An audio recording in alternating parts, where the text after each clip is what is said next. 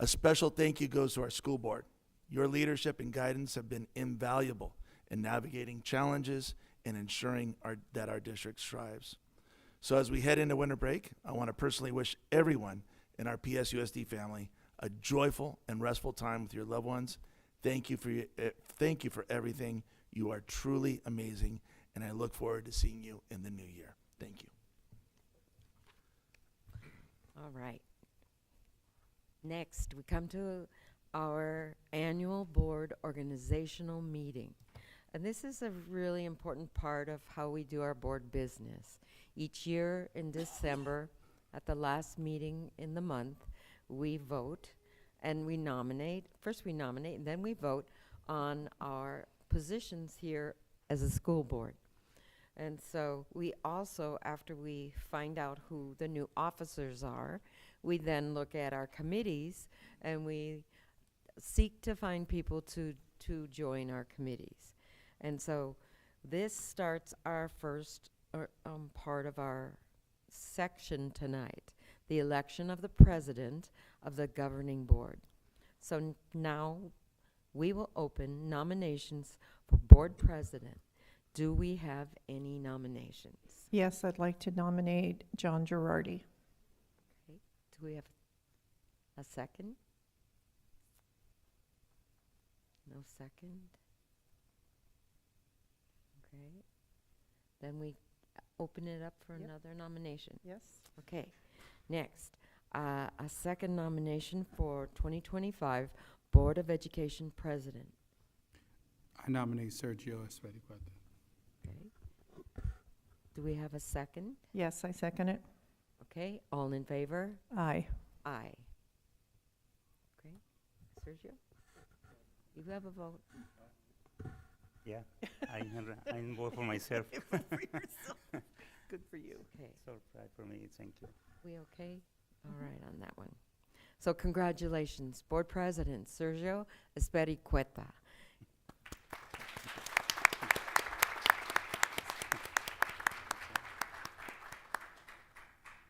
So, moving on to our co-captain here, co-pilot, would be our election of our clerk of the governing board. Do we have any nominations for clerk? Would like to nominate Charlene Irving for the clerk. I second the nomination. Yeah. You want any discussion or? Is the discussion about if I want to accept it or not? Yes, yes. Okay, so at this particular time, I'm honored that you guys think that I should be the clerk, but I feel like I'm not ready for that position yet, so I'll forfeit that. Thank you. We open up the nomination again for the clerk of the governing board. Do we have a nomination? I'll nominate Madonna Jarrell. Do we have a second? Second? All in favor? Aye. Aye. Aye. Okay, I'm the clerk. Here we go. Thank you both and all of you for the esteemed pleasure of serving the board as the clerk. Next, we have the election of a representative for the annual county committee on school board organizations. We nominate and select one representative. So would someone like to nominate someone for this annual committee? Let me make the very brief comment about this. In the, I think 2022 or 2023, the Dr. Gomez appointed me to the committee that is 11 members, 2 per supervisor district and 1 at large. And this committee is to fill the vacancies. When one of the 11 board member period or term expired, each school district have 1 vote to pick the interested candidate to fill the vacancies or the aspiring position. And we are in district number 4. But this committee vote for any candidate from the whole county. And I already have the position to in one of the 11 members. My period expired in 2025 next year. And this is different. And I want to nominate. I don't know. Usually, if they have meeting, the meeting is in Riverside. So with that explanation, it's just one time a year, One time a okay? year And you're working in collaboration with the to superintendent of fill, schools? yeah, Okay. to fill the empty or the expiring term for any of the 11 position. Wow. It's not member at the 11 members. It's representing the school district to fill the empty seat. Okay. So with the thanks of your explanation, do we have anyone that would like to nominate this representative for the annual committee on school district organizations? I would like to nominate Sergio Esperati. And Oh, you can't. And I think I can, but it's kind of conflict because it's two different roles. Yeah. Okay, so that you're saying that that's not the best thing for you right No, now. Okay. Do we have Shall- someone else that we'd like to nominate? Okay, I'll nominate myself. I would like to nominate myself for CE, the election representative for the County Committee on School District Organizations. Okay? Then we ask for a second. And second, Okay, all in favor? Aye. Aye, thank you. Okay, 16D is a number of committees that we all serve on and have served on over the years. And we ask for a legislative network liaison and a bond committee, 2 board members, naming committee, 2 board members. If we continue on through this list, we have many places where board members are actively involved in committees. So I was wondering if the board would be interested in keeping status quo, the same committee positions for the new year 2025, and just going forward with that. Or is there anything that you'd like to change? I thought maybe we just stay with what we have and work with that for the new year 2025. Unless you'd like to pull something. Is Yeah, that okay right. with you? Yes? How about Board Member Irvin? Would that be fine for you to just keep it status quo, the same committees for the 2025 school year? Yes, that's fine with me. And Board Member Girardi, thank you. And everyone's good with that. Yeah. So what we need to do is we need to read them out loud. All of them? Okay. Sure, go ahead. Okay, can you guys hear me? No? Okay, I'll yell.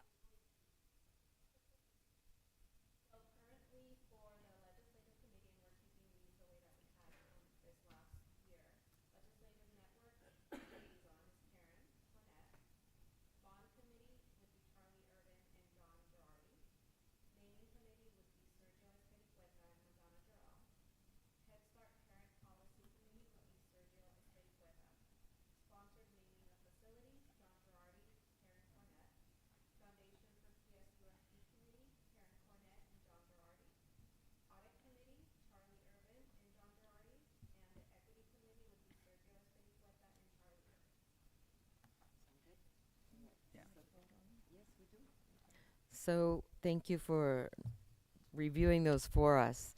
So can I get a motion to approve these representatives for the 2025-26 school year? So moved. Second. All in favor? Aye. Aye. Thank you. Motion passed. we need to move chairs? Do we need to move chairs now? No. Are you okay? I'm okay to stay. Yeah. Okay, we'll stay like this. Did you want a picture with your family?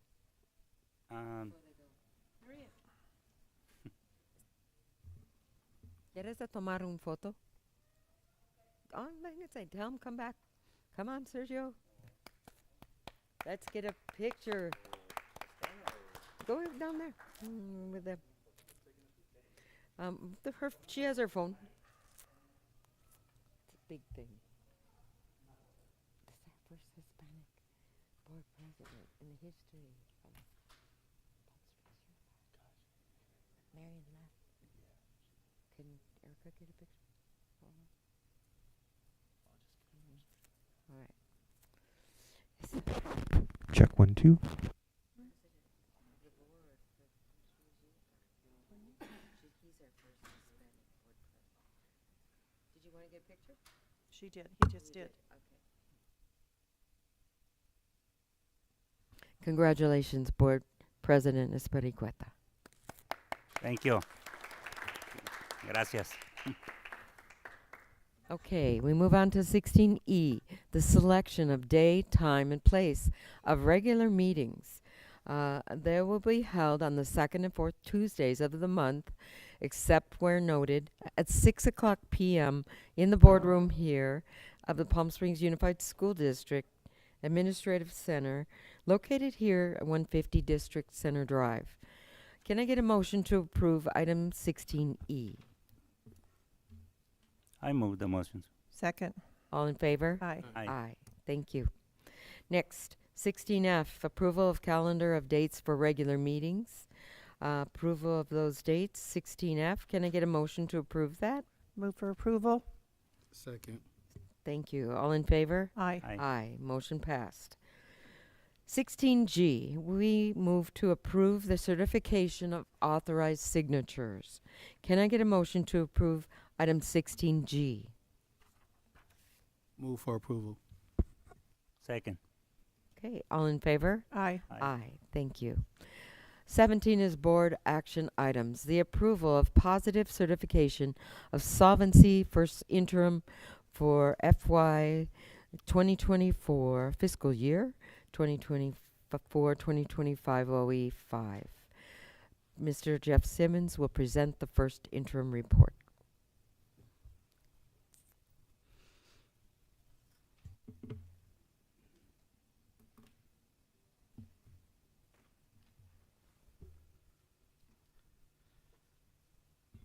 Okay, first of all, I'd like to remind the board and the audience that this presentation, along with the SAC's first interim report, is posted on our website, and it's also attached to this agenda.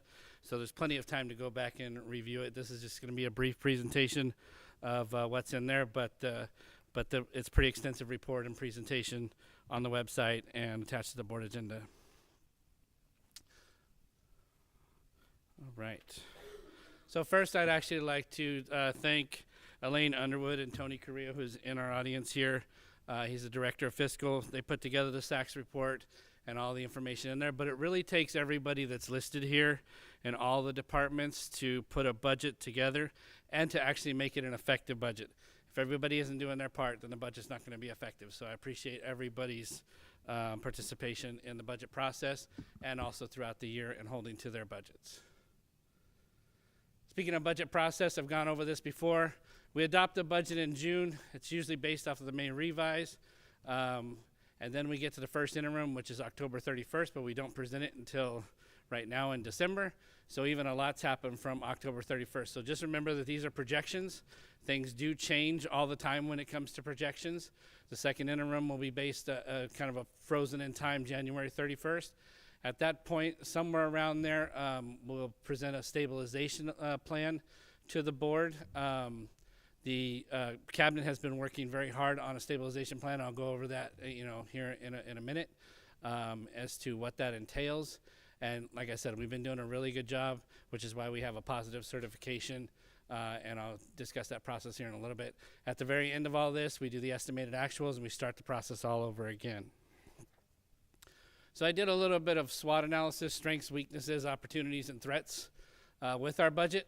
we do have a lot of strengths in the budget. We have strong fund balances. We did this on purpose for these particular couple of years that we knew were going to be struggling. As ESSER funds ended, we knew we were going to need a strong fund balance. So we pushed as many expenses the last couple of years as we could to those one-time funds in order to create a strong fund balance to help us make it through with minimal effect for the next few years. We have self-sustained departments, which is excellent. Everybody adheres to their budgets, and other departments like nutrition services, for example, doesn't encroach on the budget. They have their own, they manage their department very well. Those one-time grants, that could probably fall under any one of these categories, because while they're a strength at the time, they can be a weakness if you put too many people under those, and then all of a sudden you have to figure out a way to put those people in. There certainly are opportunities for when you have one-time grants, but they can also be threats for that same reason. And then just with the budget in general in this district, we have so many systems of support in place. And I'm not just talking about our MTSS system.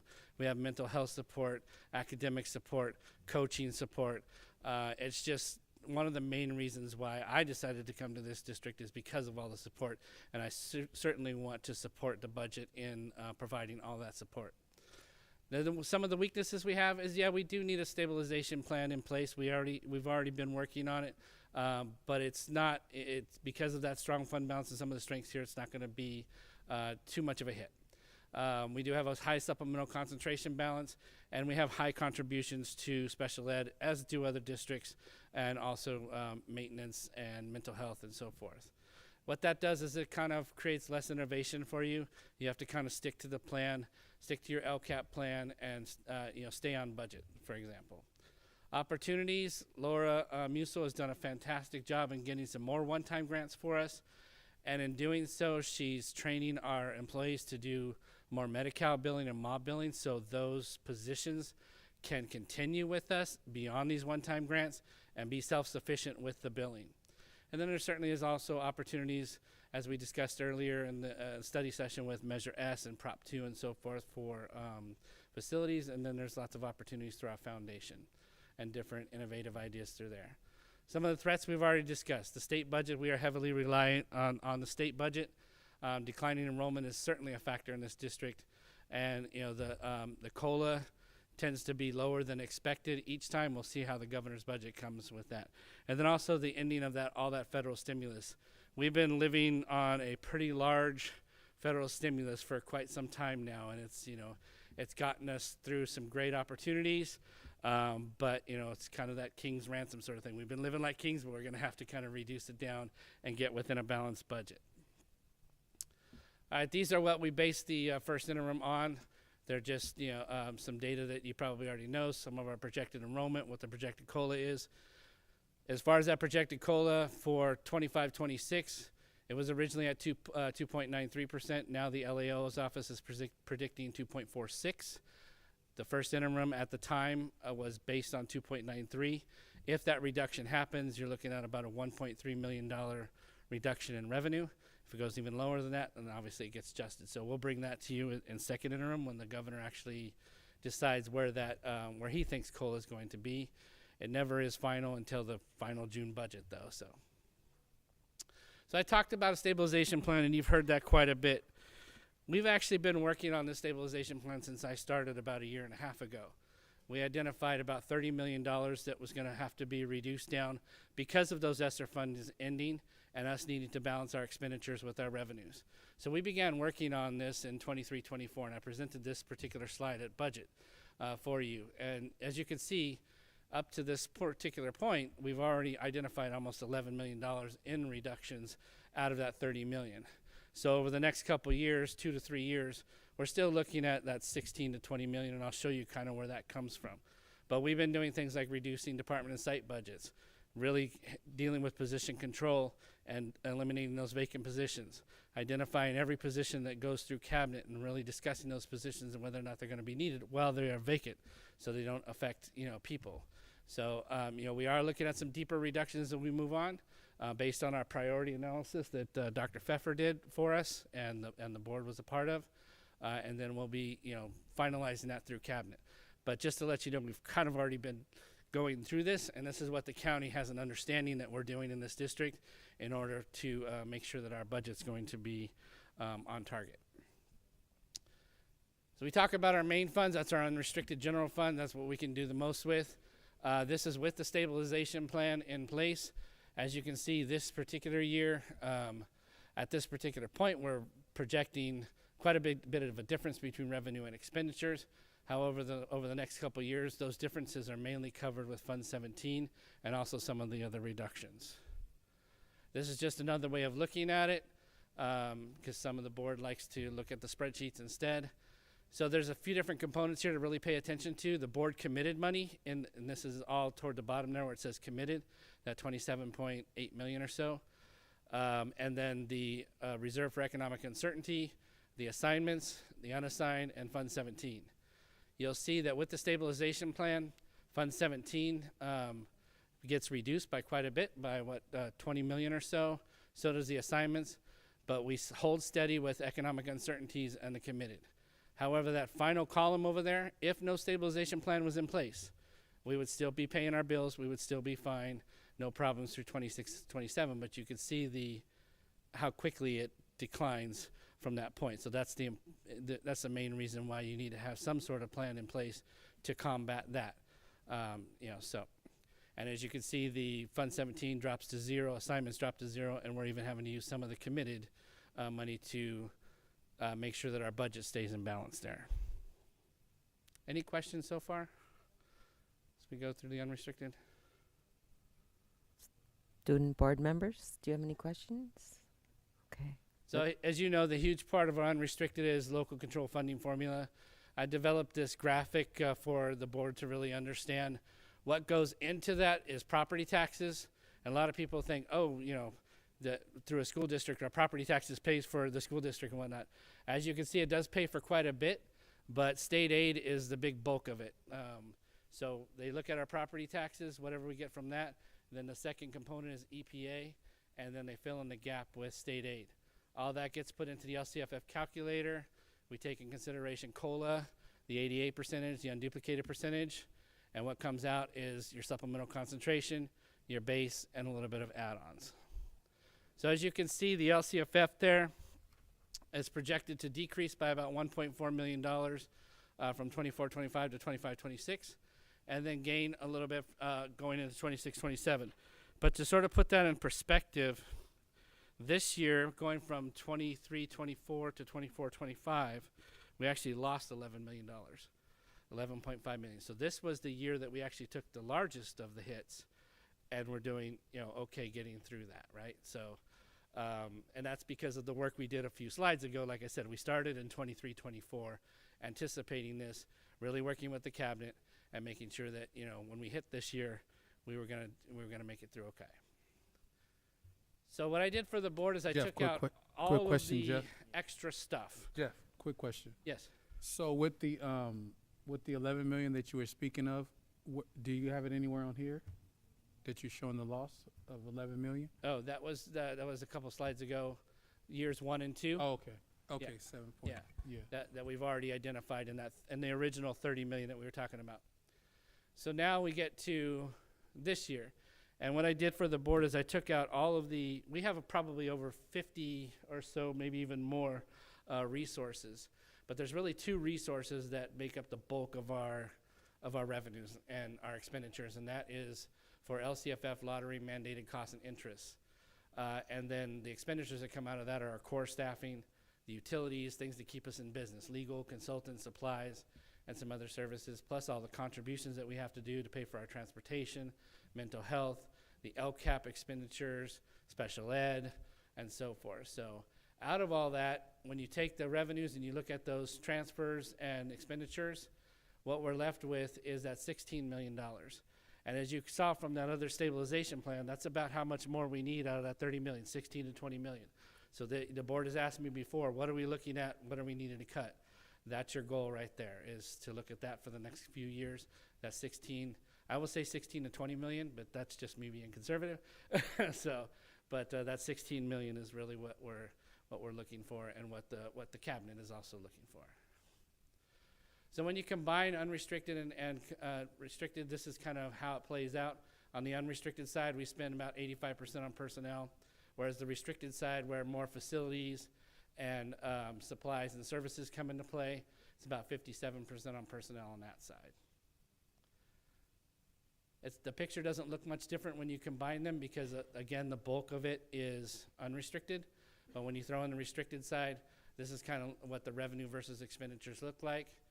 And in spreadsheet form, it looks exactly the same way. The only difference is that section that says legally restricted here.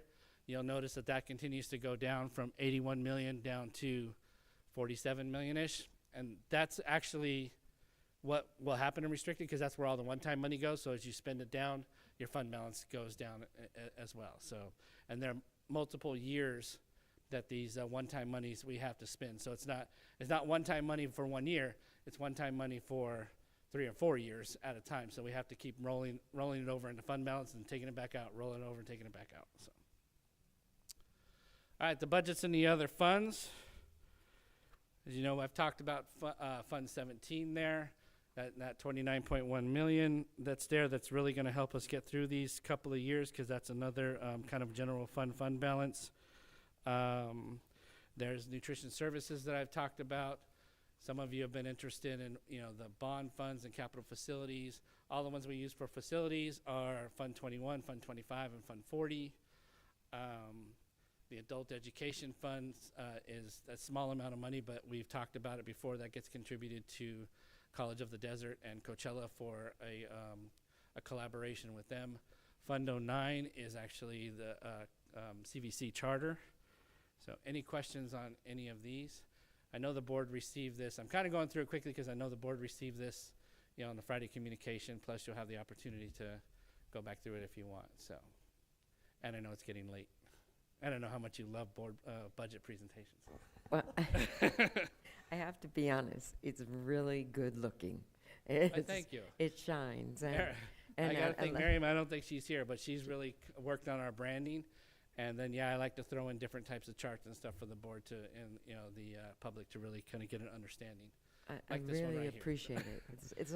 It's great to have the visuals and how you're changing up the way you're showing us, the displays of numbers. You're mixing it up. Thank you. You're welcome. Thank you. I try to do it in a way for for people to really understand and to be able to dive deep at the same time. Like for our one-time grants here, it's about $11.8 million in one-time grants. That's not even ESSER anymore. We have the Learning Recovery Block Grant. That's about that's just covering $8.8 million in salaries. Same with the Literacy Coach Grant, another 1.9 and so forth. So these are all grants that we have to consider their expiration dates. And like I said, Laura Muso's worked out a plan for billing to kind of come in, them to do enough billing to hold on to some of these positions. But some of these positions are truly one-time grant, temporary positions that may not come back into the general fund, and then some will come back into the general fund, and there's a plan for that as well. So, Jeff, are some of the salaries covered completely by these grants, or do we pay for some of them out of other no, several of them, these particular grants, they're full salaries. full salaries? Okay. All right, so you kind of alluded to it a little bit. As we get beyond stabilization and we get our budget balanced out, which we're doing pretty well, like I said, just like with any other particular budget, it becomes addition through subtraction. So as we want to get through innovations and our expenditures and our revenues are balanced out, at that particular point we're looking at, okay, what do we need to take away that's not working in order to bring in something else, which is really the kind of the OCAP way. But there's always expenditures like a new sound system that come up that we may won't be in the budget, but then all of a sudden it's like, oh, one night sound system, we have to buy a new sound system. So those are always going to be things that we're going to have to take care of. Some of the other ones that some of the other things are just legislation. So there's some legislation that's just recently come out, AB 2208, and this is on fluorescent bulb bans. Well, many of our schools in our district have fluorescent bulbs, and now that they've banned it as of January 1st, we're going to have to do LED lighting through these. So it's a matter of making sure we have the funds for that and a plan for that. Another one is the AB 2565, and that's the interior locks. As we go through new renovations and stuff, making sure that we have interior locks. All that is legislation that they're not giving us extra money for per se, but they're going to expect us to kind of cover it. But we take what comes to us and we make a plan for it and we move forward.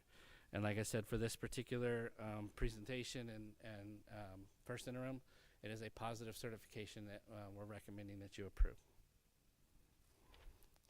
Any questions?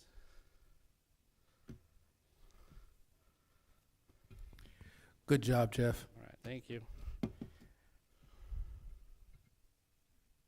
Thank you to you and your team, and keep us keep us in the know. All right. So we'll need to a motion to approve 17A. I move the motion. Second. All in favor? Aye. Thank you. Next is 17B, the approval of a monitoring report, our governing policy, OE, personnel administration. And this will be presented by Mr. Clayton Hill. All right, thank you. Well, I appreciate this opportunity to make a presentation here for the OE4 on personnel administration. This report is a summary of the 23-24 data relative to human resources. You were provided a copy of this report, but for tonight, I'm going to just go through and highlight a couple aspects of this report for you. So with that being said, I'll start with number 2. The superintendent will conduct thorough background inquiries and checks prior to hiring any paid personnel. For the 23-24 school year, we conducted thorough background checks for 148 new certificated employees and 151 classified employees. This is inclusive of management. This includes the review of mandatory live scan clearances and background checks, and we're pleased to report that we've met expectations and we're in compliance with this particular expectation. And then nonetheless, with this one, this is a high priority, as you can imagine, so we don't get complacent on it. We stay vigilant to make sure that we're doing all of those background checks. Next, I'd like to touch on number 3.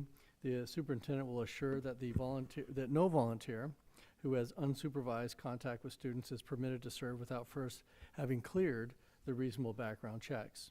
And for the 23-24 school year, we processed 1,329 volunteer applications. It's a continuing steady increase from COVID as we try to again recruit and solicit volunteers back into the campuses. That's up by about 327 from last 22-23 school year. We also, within that process, that's the DOJ, the FBI, and the Megan's background check. And then in addition, we have 38 walk-on coaches that we process. These volunteers, they support our students and our staff in a range of functions. We also, because we value that, we fund the process for them to get fingerprinted at just over $39,000 last year. Volunteers and walk-ons are very important. We're also working and making progress on having our own rollers here at the district office. We just received word on Friday of last week that all 5 of our applications have been received, certificates have been issued, so that's exciting. And now we're moving on to the next step, which is purchasing the equipment and getting trained with, again, the goal of being able to be an all-in-one shop, if you will, where they can come and get fingerprinted and do their applications. So that's exciting. Just a couple more I'd like to touch on. Number 5, the superintendent will administer clear personnel rules and procedures for employees. It's imperative that all personnel understand how to perform their essential functions of their jobs in order to support student achievement. So to measure our effectiveness in this component, we communicate, and then implement internal systems to make sure that we're in compliance with Ed Code and our collective bargaining agreements. It's not just systems or processes, we are human resources, so there's a relationship aspect really that underlines all of this work, and we pride ourselves on our relationship with both PSTA and Teamsters. And so thanks to their collaboration and professionalism, we're able to work extremely well together through resolving matters and concerns as they come up so they don't escalate. In the 23-24 school year with PSTA, we only had 1 grievance, which we were able to resolve at the level 1, the lowest level, and 0 grievances with Teamsters. So again, we appreciate that collaboration. And then lastly, I'd like to touch on number 9. The superintendent will develop and maintain compensation and benefit plans to attract and retain the highest quality employees with available resources. When we're out recruiting, all of the candidates' eyes go straight to that schedule, and you can see their eyes get big. That really attracts. We have a competitive salary, great resources and structures of support, as Jeff pointed out, that really attract folks here. Within the report, what you'll find is that we're first in entry-level teacher salaries amongst our competitors, first in top-level teacher salaries, second in health benefit cap, and then first in salary schedule step and range, which means it takes you a shorter period of time to hit that maximum level of pay as compared to our competitors. Policy 9, as you can imagine, remains our top priority as we go out and recruit. Also related to this policy, I'd like to highlight the great job that our overall district in retaining personnel. We try to have a goal of attrition at between 6 to 9%. Before the pandemic, that's where Palm Springs tended to trend. Through the pandemic, it bumped up a little bit, which was the case with most districts, right around 12.5%. We're back at 9.6 on the 23-24 school year for attrition. That particular number is all inclusive to some districts in my past life, another district, we didn't include things like retirement or non-reelects in the attrition rate. Those folks were not leaving us to go to another district, if you will. If we didn't include those, we would be at about 5.5% attrition, but I just thought I'd, for context, share that with you. And then in closing, I'd just like to really thank all the folks within Human Resources and RISC that really make all this happen. I want to thank Martha Haro, Brad Sauer, and Teresa Haga for their contribution in this report and support of all of our employees that do all of this important work. Again, this is my report. We'd certainly take any questions you may have with the recommendation that for OE4 we're in compliance. Student board members, do you have any questions? No? How about board? No? I just appreciation for all that you do and the information you continue to share with us. Thank you very much. And to your team as well. Okay, so we'll vote now for 17B, the monitoring report for OE4 personnel administration. Can I get a motion to approve 17B? Move for approval? Second. Okay, all in favor? Aye. Aye. Thank you. All right, 17C. We look at the approval of certificated and classified employee transactions, OE 4.4. Can I get a motion to approve 17C? I move the motion. Okay, all in favor? Aye. Aye. Aye. Thank you. So I'm going to read out something before we approve the next three items. The board is considering approving amendments to the employment agreements for the assistant superintendents of educational services, business services, and human resources.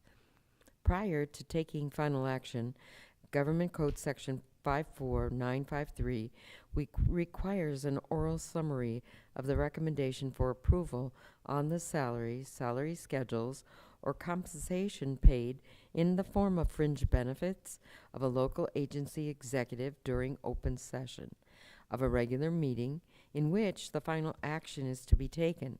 So in summary, these amendments make no change to their current compensation. The amendments simply extend their employment agreement through June 30th, 2028. Okay?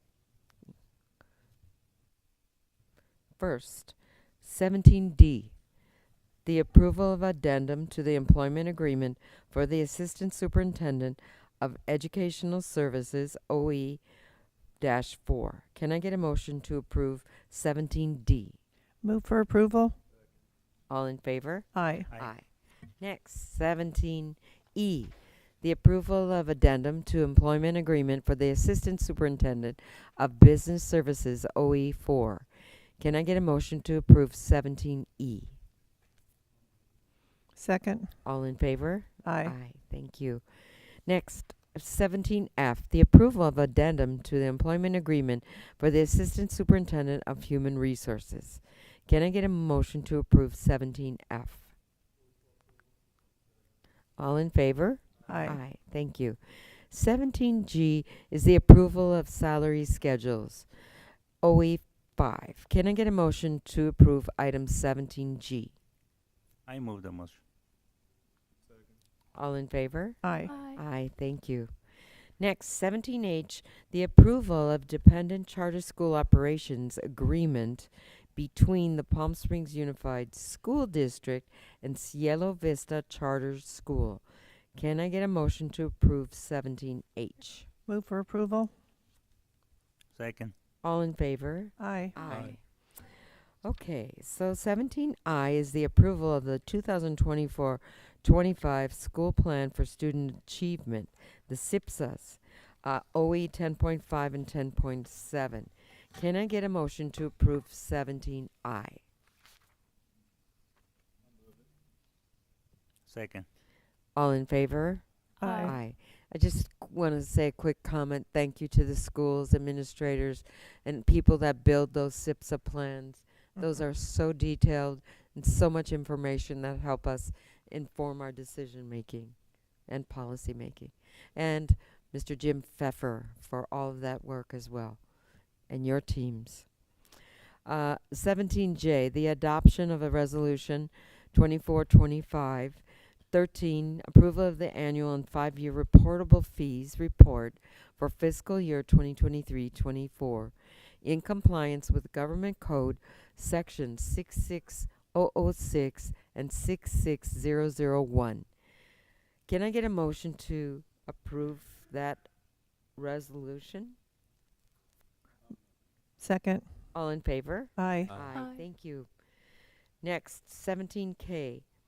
The adoption of Resolution 2024-25, providing all children equal access to education regardless of immigration status. And I'm asked Superintendent Signoret to share a few words about this resolution. Thank you, President Terrell.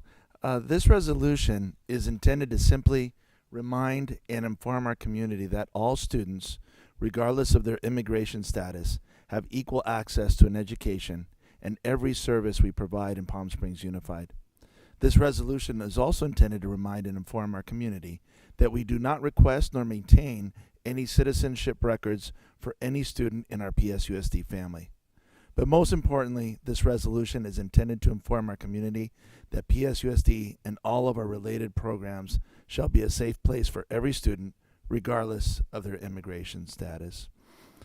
And just on a related note, later at the end of the meeting, I'll pass out a news release that was issued by State Superintendent Tony Thurman on this very topic relative to his sponsorship of Senate Bill 48. It was emailed to the board, but I will also pass out a hard copy at the end of the meeting. Thank you for the explanation. This is really an important part of making great changes for our students and for future children in the district. Tony, you mentioned that this resolution will be available in Spanish. Yeah, it is. Yes, that is correct. Excuse me.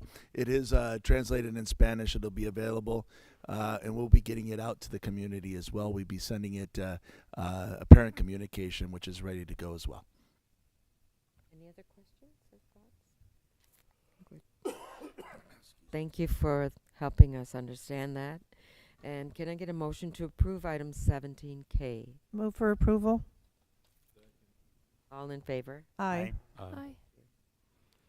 Next, 17L, the adoption of Resolution 2024-25-18, authorizing negotiation and procurement of contract for kettle equipment and installation without competitive bidding, delegating authority to the superintendent or designee to negotiate and enter into an agreement for the provision of kettle equipment and installation, OE 6.3.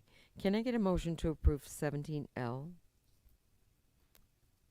Move for approval. All in favor? Or a second, sorry. Second. All in favor? Aye. Thank Aye. you.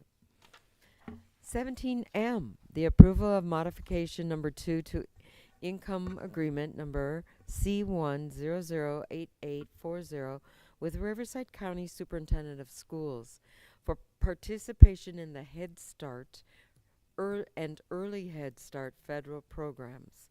Can I get a motion to approve 17M? Move for approval?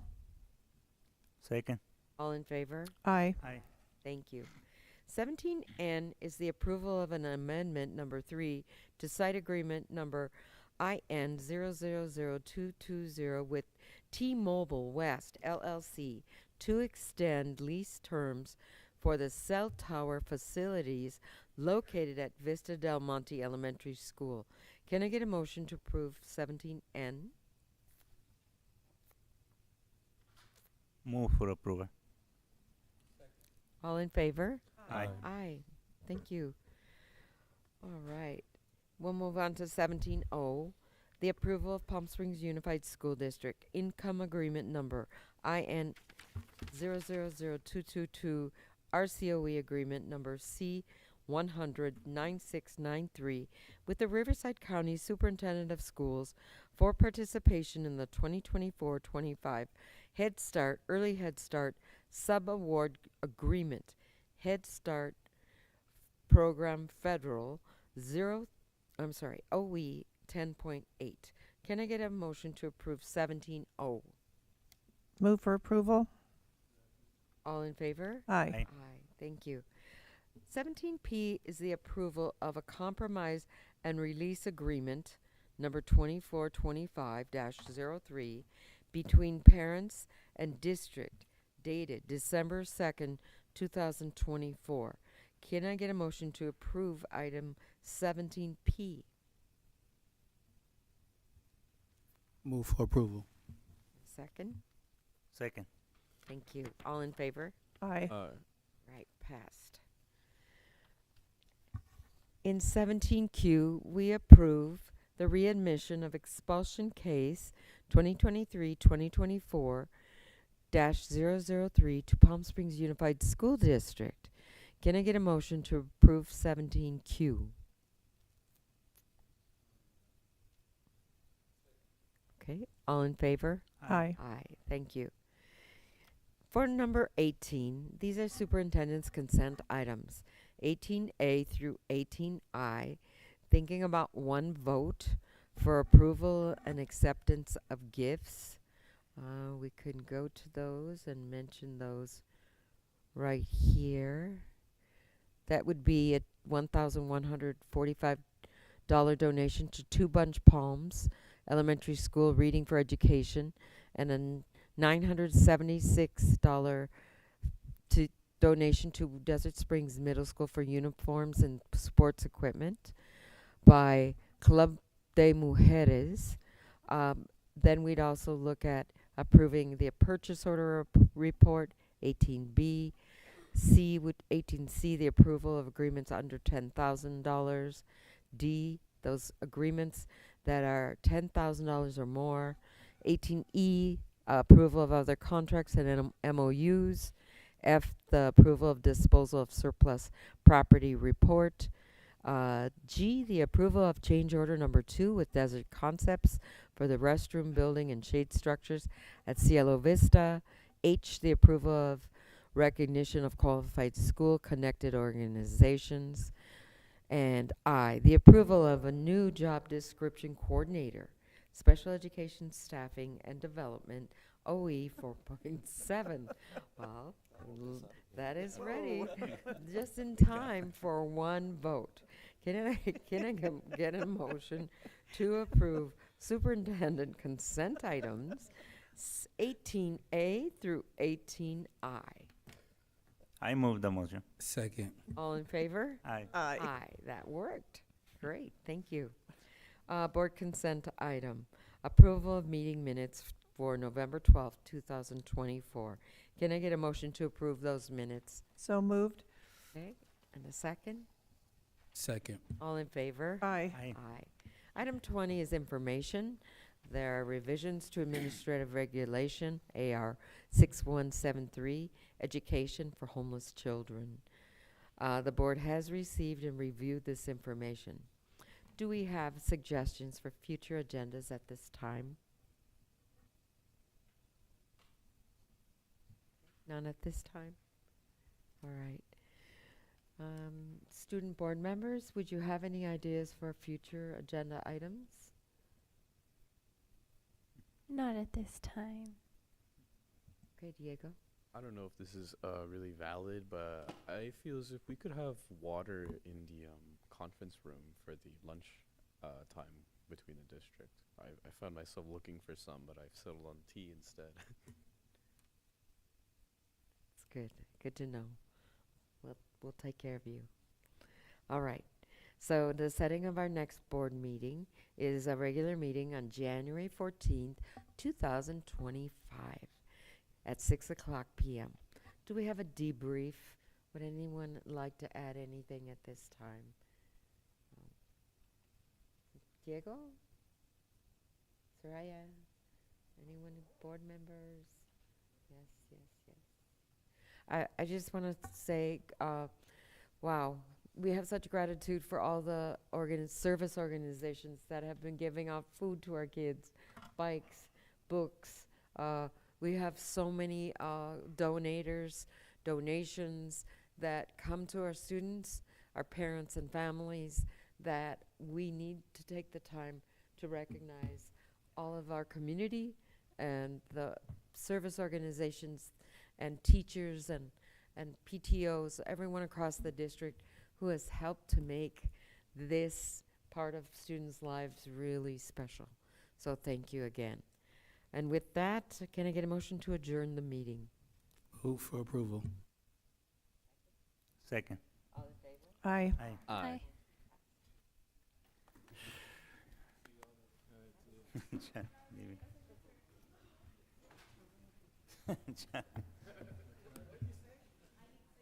Sing.